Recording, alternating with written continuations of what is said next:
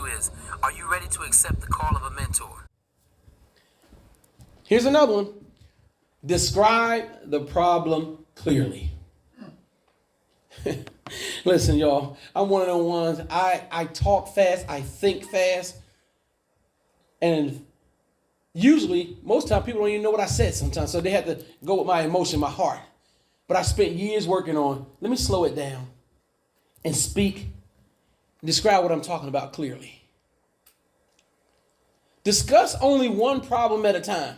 When you're talking to your spouse, you're talking to your kids, they probably have done about 5 things that's just off kilter. But you know what you did? You saved them all up, and today you can ready to share them. You dropped the truck on them. Now, any of y'all married, raise your hand. All right, anybody single, raise your hand. All right, so I'm telling you, anybody got kids, raise your hand. All right, anybody searching for a wife, raise your hand. All right, all that stuff, we got all that. I caught that. Now, because we on video, because we're not on video, we're on audio, I won't tell which husband said that. But describe the problem clearly. Discuss only one problem at a time.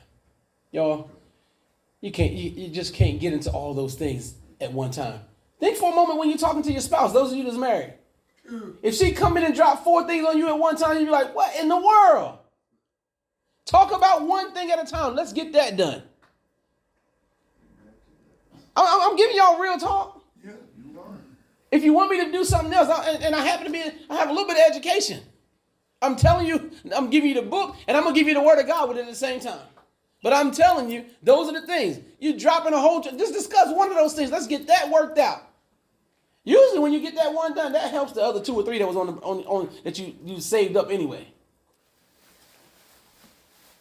Be specific. Broad complaints like the house is a mess may be misunderstood. Y'all catch that? Yeah. Be specific. Broad complaints like the house is a mess may be misunderstood. Here's another one. Be respectful. Make a polite request rather than a demand. I told you, you already the provider. You already the bomb in the house. You ain't got to demand nothing. Right. You already it. I'm telling you, they know you're it. This one says, thank your partner. You can put family, you can put wife for listening and addressing the problem. How many of y'all take the time to thank them for listening? I was terrible at it. You get it done every time? All right, but you work towards that. And that's what we want to be. I've tried that thing over and over now.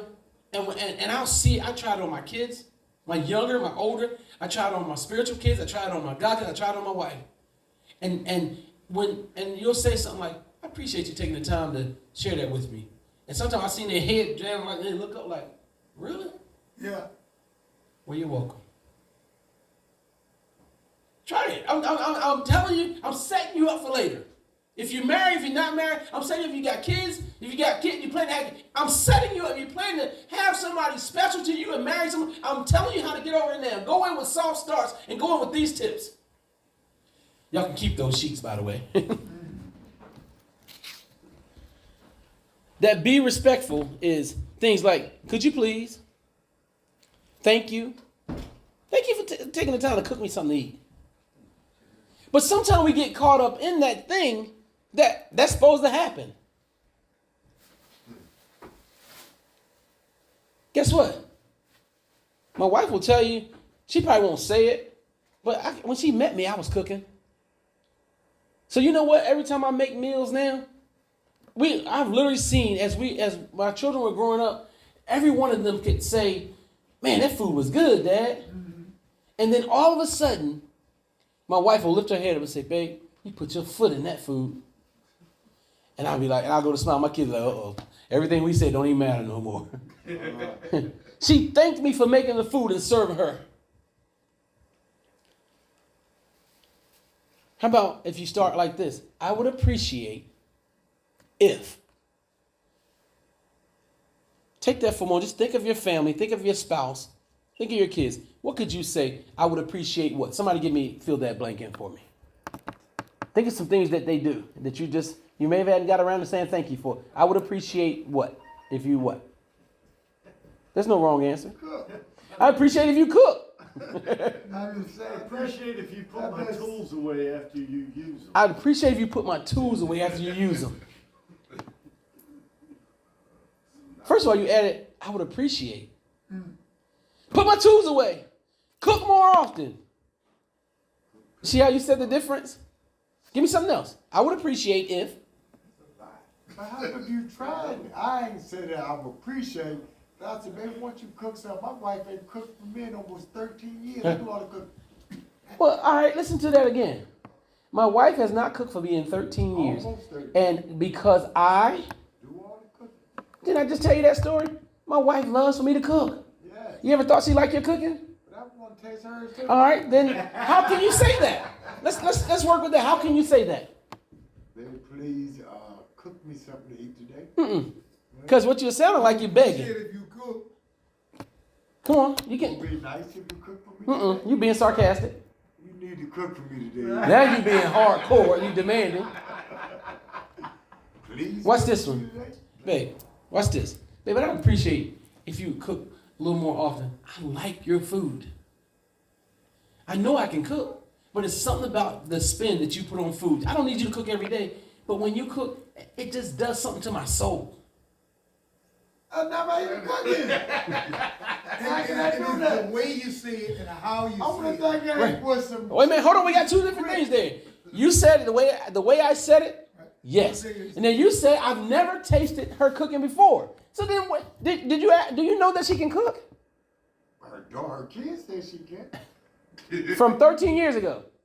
We're over 12. We ain't been together 13 over 12. Yeah, I submit to you to use these soft starts and have a conversation about her cooking.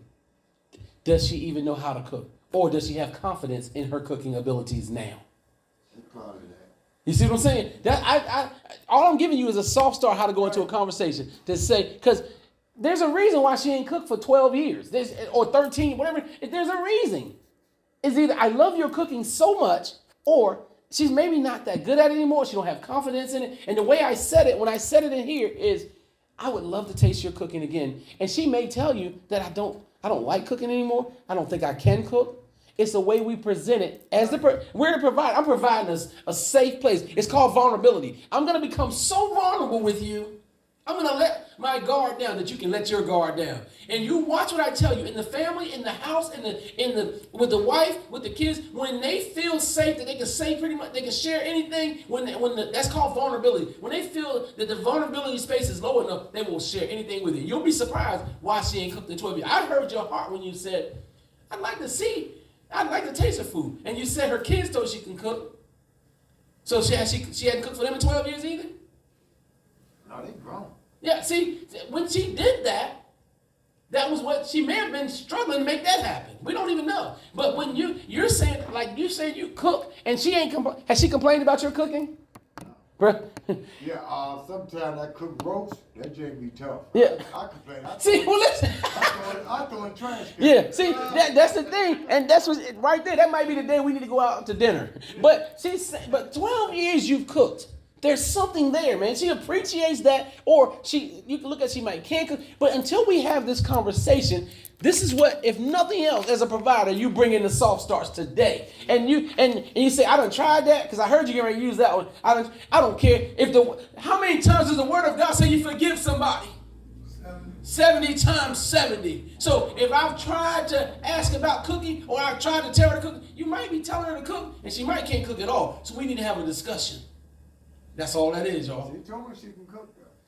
Then But I think she's off confident. now that we talk about it, you may be exactly right. I might tell She her, may let's have cook- loved I might tell her, let's cook together. Come on, man.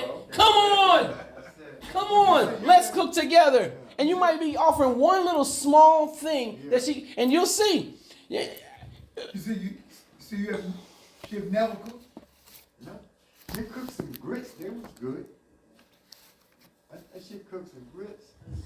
That's it. We She a boss of we're, men. yeah, we on it. I'm telling you, that is a discussion. We might need to do something together. But because if nothing else, sitting in this place to get that, I'm just telling you how soft starts will help you. Maybe sometime I'll come back and my wife and I will talk to and share as a married couple with marriages. We have God has blessed us in that area, and you'll see some things come out. But I'm telling you, there was a breakthrough that just took place today for you. When it comes to communication, as a provider in your household, try what we just talked about. And some of them may look at that like, or somebody listening in now might hear it, well, they just talking about cooking. No, that's a major thing in the house for him. He's like, I'm cooking. Why am I the only one cooking? You might be the only one know how to cook, or you might be the only one with the confidence to cook. We don't know until we have that discussion. So we can't get up here before we start here. That's the same way in my house. I'm always, you gonna cook something? Why don't you cook something? That's all right, no problem. She cooks all the time. Yeah. You know, eat. Yeah. See, but did you see what was? I will cook too sometimes. Did you hear what was it? See, and we start like that. Why don't you see the moment you say you put in a sense of blame on that. And you got to hear my wife come back and teach that sometime. But the moment you say, hey, I'm cooking a lot. I'm tired. Sometimes I'd like us to do something different. And you might not be a cook, but you might be the best orderer there is on the planet that can order Chinese real good. You see what I'm saying? But what it is and this is something else that my wife and I teach when we talk to spouses. I, and me gotta go. It has to go. Us, and we.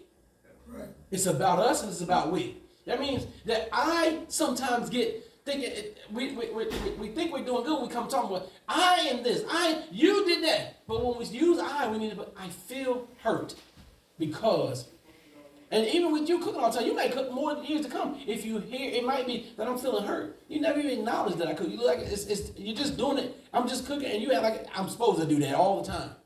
There's other things that's attached to that. Yes, sir. Also, there are some things y'all are going to do better than each other.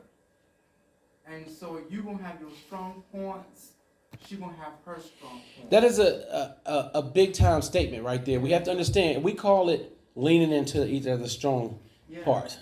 And what that is, that's the real thing. Like, for example, if we were here right now together, me and my wife teaching together. My wife is a great teacher. You will see me pull back and let her explain. Now, when it needs motion or action to it, you will see her step back and allow me to step in because we complement each other in those areas. Same thing with writing the script. My wife will teach this entire slide, but I put the slides together based on what we've learned and what we've studied. We know each other's strengths, but it took us years to learn that. And if y'all been married, how many years now? No, we've been married too. Just been 2 years. 2 years. Those things are things we're getting ready to learn now. And we set up, we talk and coach couples that have been married 40 years. And we still, this is what I got to make sure we understand. We still have room to learn. Yeah. And once we think we've arrived, I'll give you an example. I was at a marriage conference one year. This was many years ago. And they gave somebody's testimony, and somebody says, how long you been married? Boom, one person said, isn't it? How long you been married? Been married 49 years. So I thought, man, why are they here? So I went, and later in the day, we ended up standing right beside each other near the bathroom. And I said, excuse me, sir, I want to ask you a question. He said, what? I said, how long you been married again? He says, 49 years. That's why I have another question. I said, why are you here? He said, because I'm trying to get better at this thing. Yeah. We believe in maintenance. That's why we come to men's conferences. You can come because the elders asked you to come, or the pastor demands you come, or you can be coming because I'm trying to get better at this thing called a provider. I'm trying to get better at this thing called a man. I'm trying to get better at this thing that says that God put me here to bring fruit to the land and bring light to the land. You make up your mind which way it is.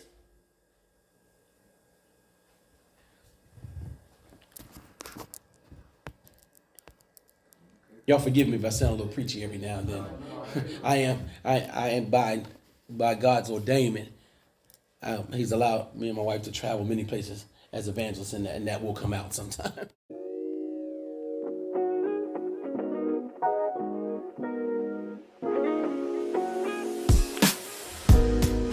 Thank you for listening to our podcast today, The Call of a Mentor.